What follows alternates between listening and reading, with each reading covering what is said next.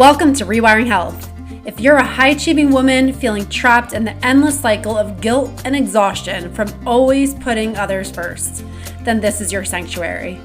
I'm Dr. Kelly Kessler, your dedicated empowerment mentor, and I'm here to tell you that it's time to reclaim your peace, health, and happiness. Imagine waking up every day feeling energized and unapologetically living for yourself. Together, we'll break down the walls that have been holding you back and unlock the vibrant, unstoppable force that you truly are. It's time to put yourself first, embrace your authentic self, and live a life that's not just endured, but celebrated. Now let's dive in.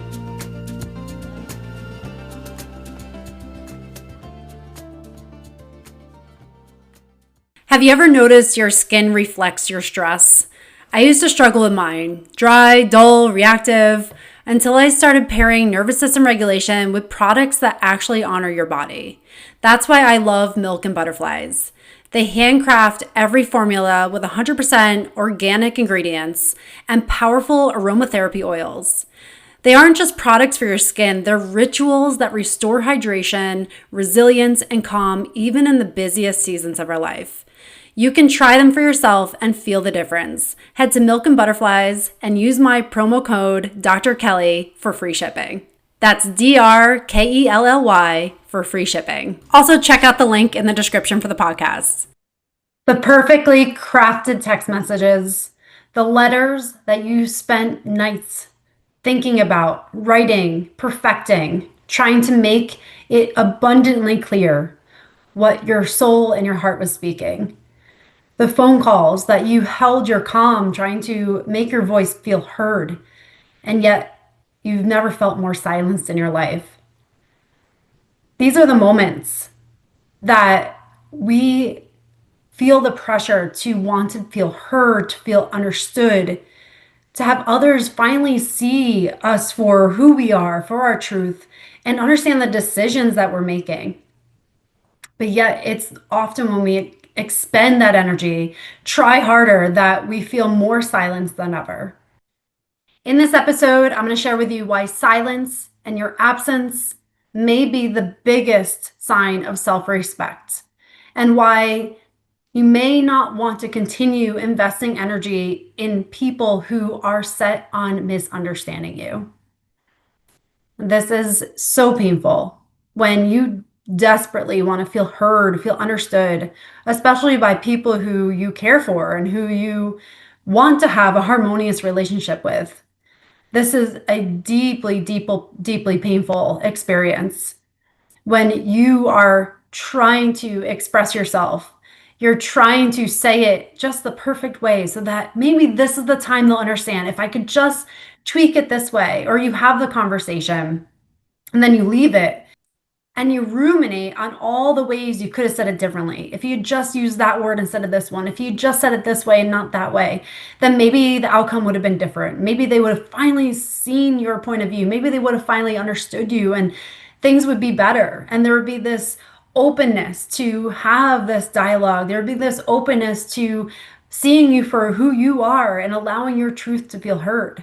This fantasy that we create in our minds that if we could just change it and tweak it and make it a little bit different or a little more clear, that automatically things would open up and that the people we desperately want to understand us would finally understand us. It's a fantasy that can easily get stuck into. Because at the end of the day, we have people we care for. We have disagreements. We have things that we may see different point of views. And at the end of the day, we all want to feel heard. Even if we don't agree with each other, we want to feel at least like the other person understands us and sees us for who we are and who our truth is. But the reality of it is that people will only understand you if they want to understand you. And that is something you cannot change.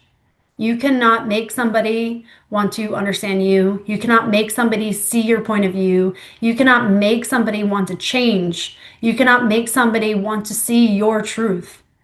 It all comes from within.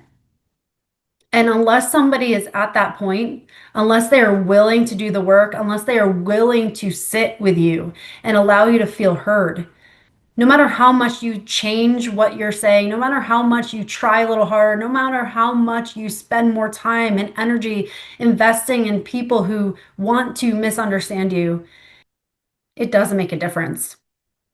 The only difference it makes is that you feel a little bit more empty. You feel a little bit more drained. You feel a little bit more desperate. You feel a little bit more of that grief of not feeling heard, of not feeling seen, of maybe not feeling loved.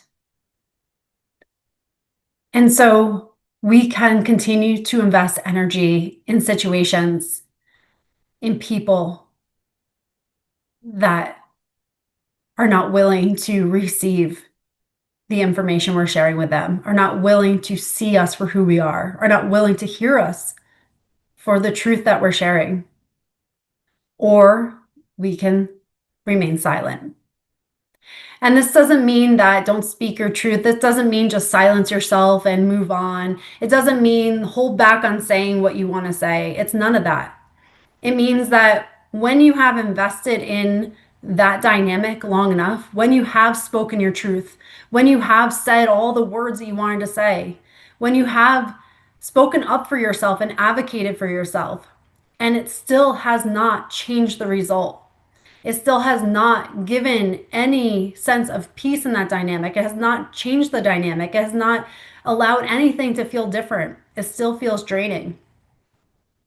Then instead of pushing harder and doing more and investing more and more energy, maybe the best thing you can do for yourself is to pull back the energy into yourself.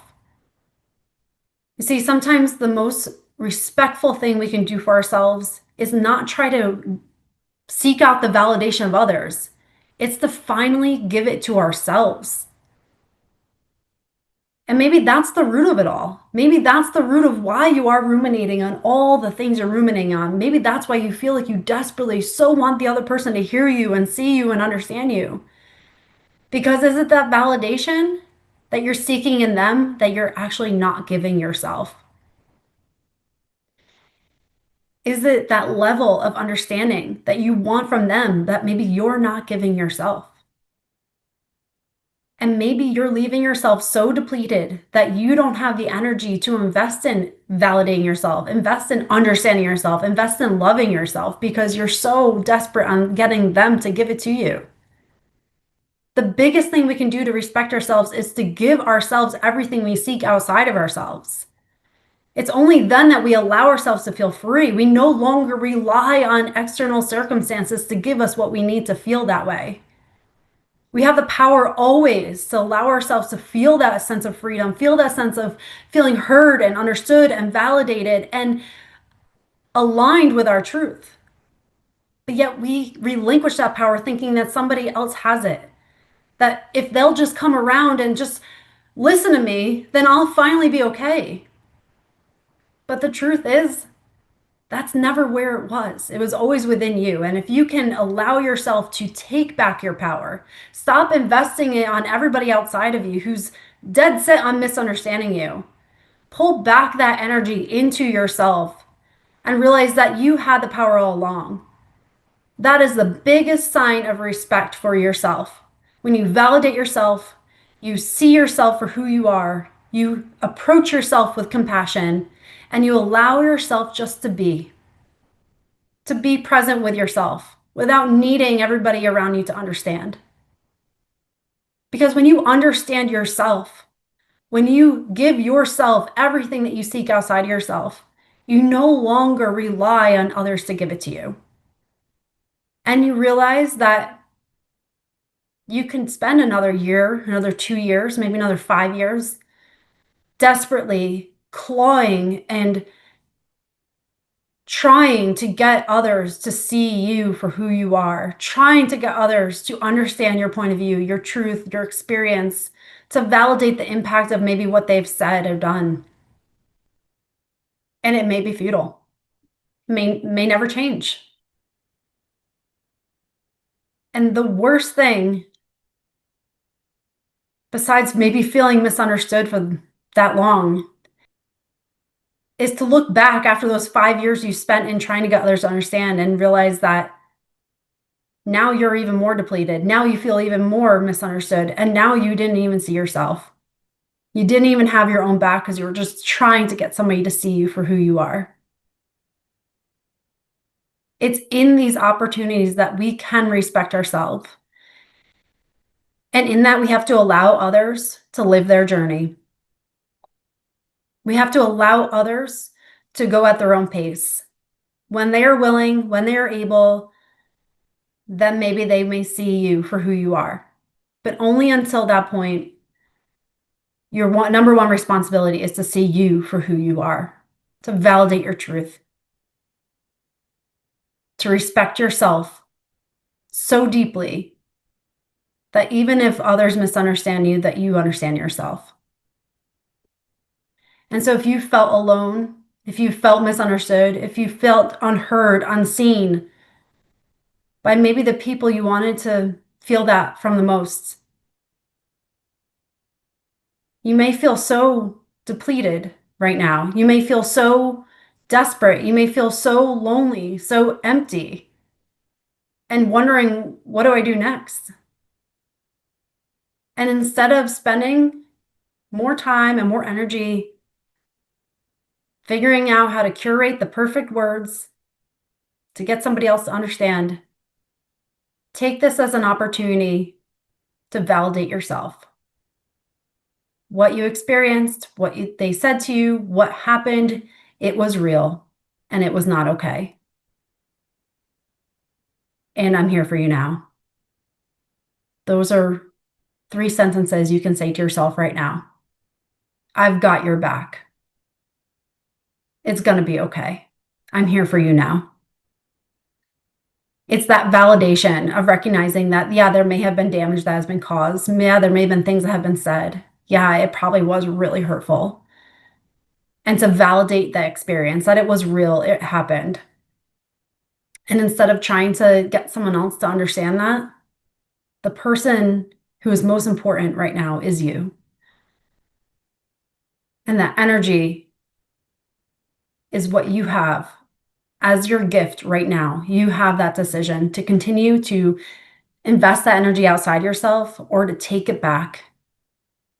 Visualizing the hand open and pulling it back into your heart, and allowing yourself to be your biggest advocate, allowing yourself to be your biggest form of self-respect, of love, of validation, of compassion.